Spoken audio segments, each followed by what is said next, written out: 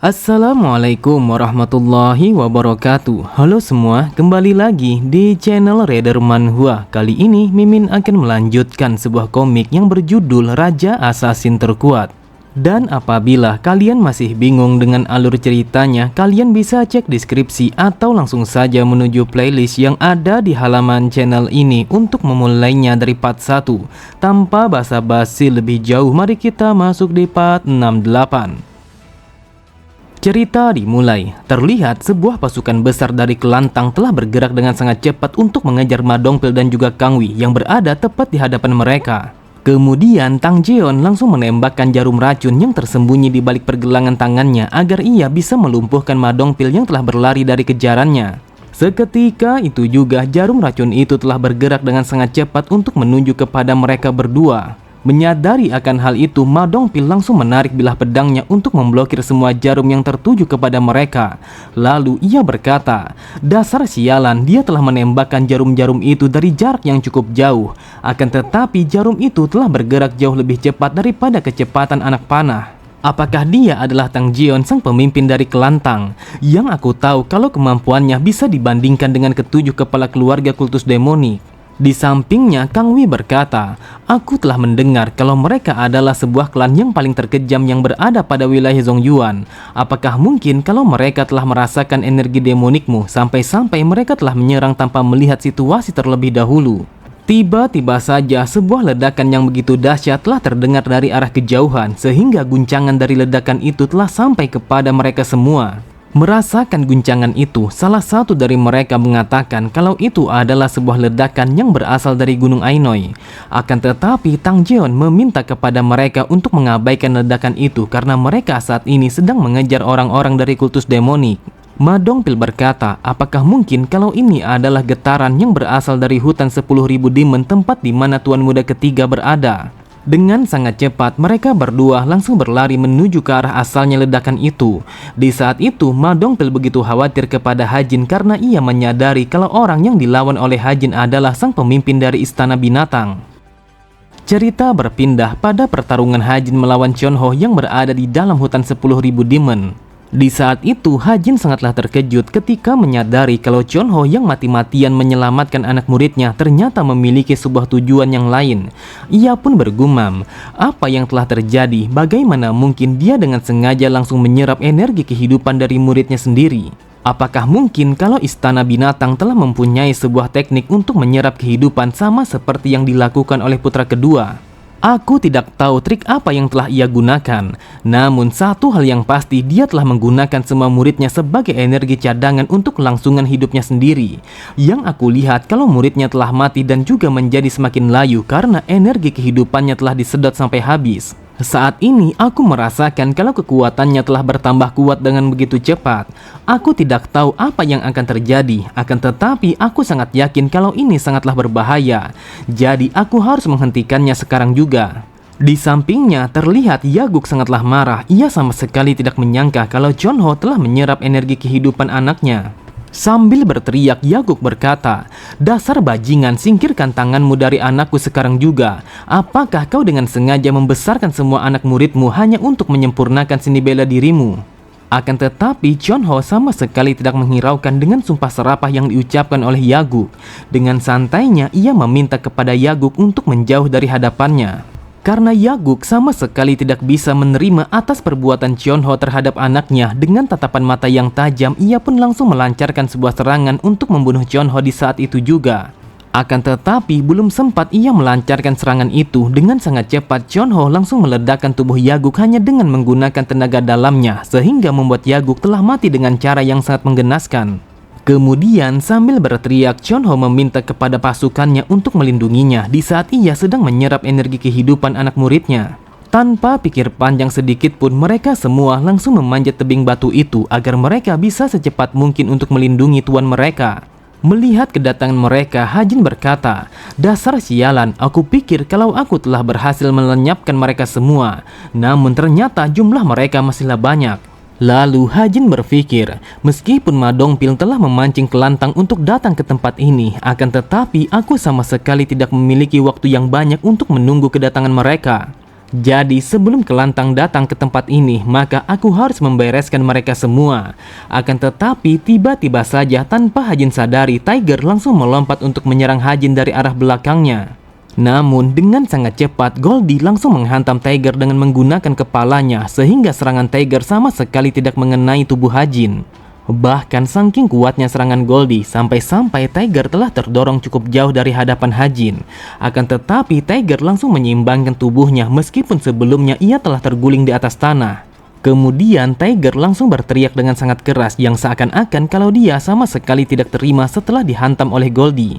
Namun bukannya merasa takut, akan tetapi Goldie langsung berjalan menghampiri Tiger dengan tatapan mata yang begitu tajam. Melihat itu sambil tertawa, Hajin berkata, "Jadi kau telah memilih kucing ini sebagai lawanmu. Jika memang seperti itu, maka aku akan menyerahkannya kepadamu." Dengan sangat cepat, Goldie langsung berlari dengan kecepatan yang sangat luar biasa untuk memberikan sebuah pukulan dengan cakar tajamnya yang mendarat tepat di wajah kucing besar itu.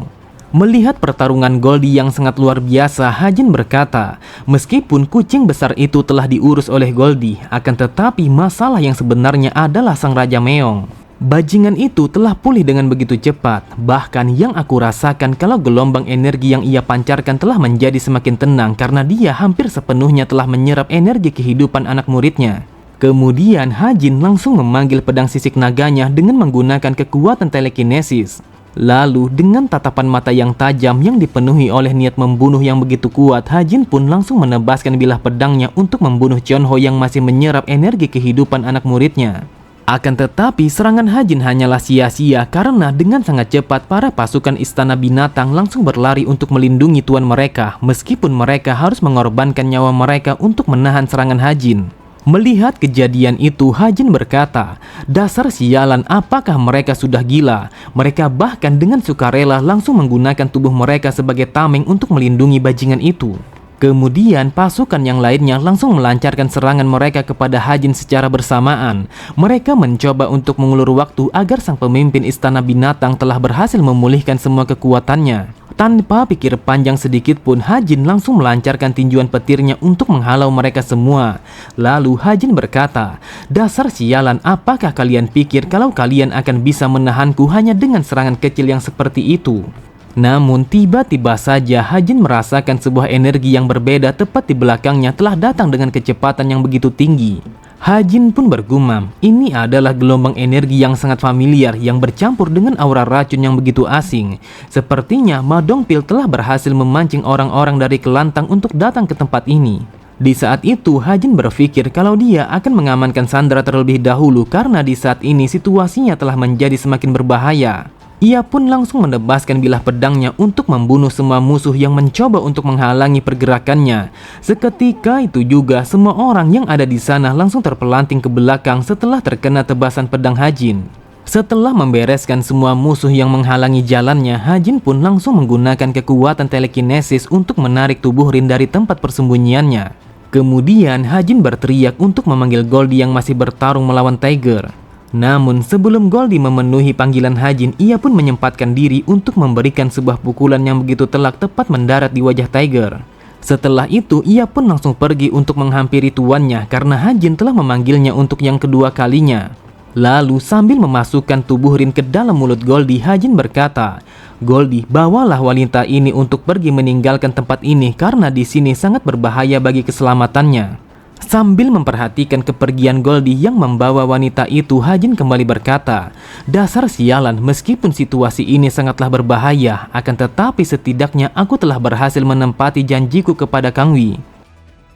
Beberapa saat kemudian, terlihat Chonho langsung membuka kedua matanya setelah ia berhasil menyerap habis semua energi yang dimiliki oleh anak muridnya.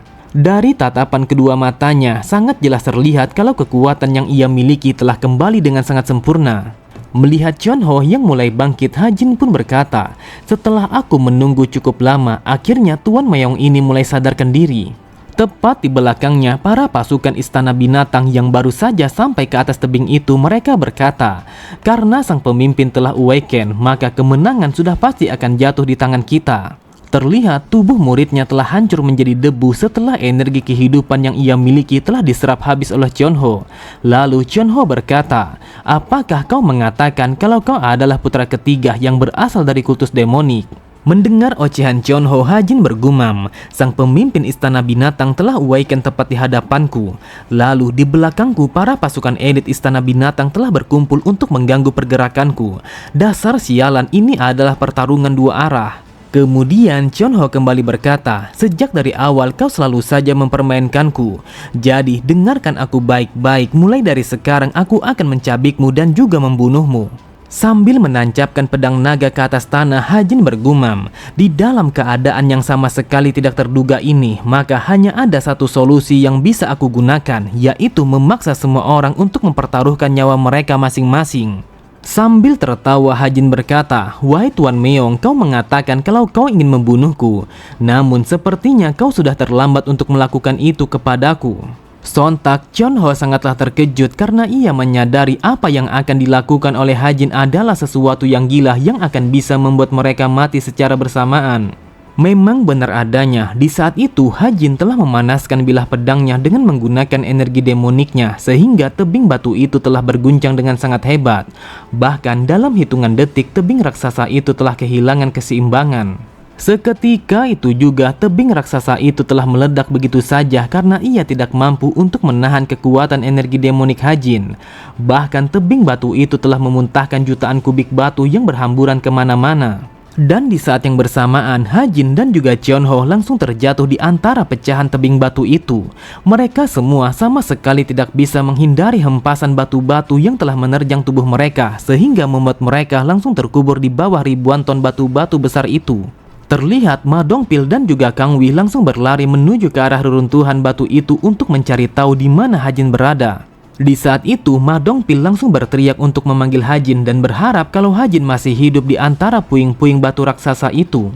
Namun mereka berdua sama sekali tidak bisa merasakan kehadiran siapapun yang berada di bawah reruntuhan batu-batu itu. Mereka menyadari siapapun kemungkinan besar akan mati apabila tertindis oleh ribuan ton batu-batu besar seperti itu, meskipun orang itu adalah seniman bela diri yang sangat ahli. Akan tetapi mereka berdua sangatlah terkejut ketika melihat Goldie yang datang ke arah mereka sambil membawa rin yang berada di mulutnya. Kang Wei berkata, "Aku sama sekali tidak menyangka kalau ada seekor rubah yang besarnya seperti itu karena aku selama ini tidak pernah melihatnya." Lalu Goldie langsung menurunkan tubuh rin dari mulutnya karena ia merasakan kalau tugasnya untuk menjaga wanita itu telah usai setelah kedatangan saudaranya. Tanpa pikir panjang sedikit pun, Kang Wei langsung memeluk tubuh adiknya yang masih tidak sadarkan diri.